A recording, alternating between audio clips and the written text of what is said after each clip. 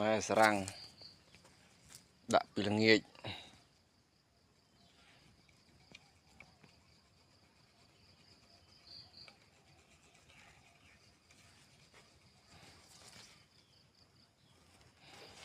ប្រសិទ្ធភាពល្អ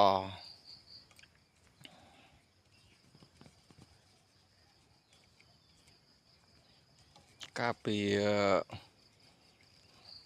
ដំណាំផ្លែឈើរបស់យើង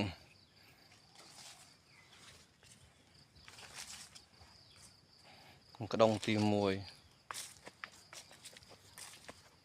ដាក់ក្តុងទី2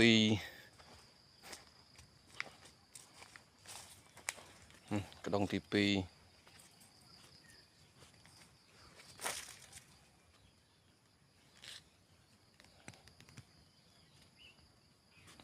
ច្រើនណាស់មិនដាក់ទេតិចដំណាំតណោចផ្លែឈើ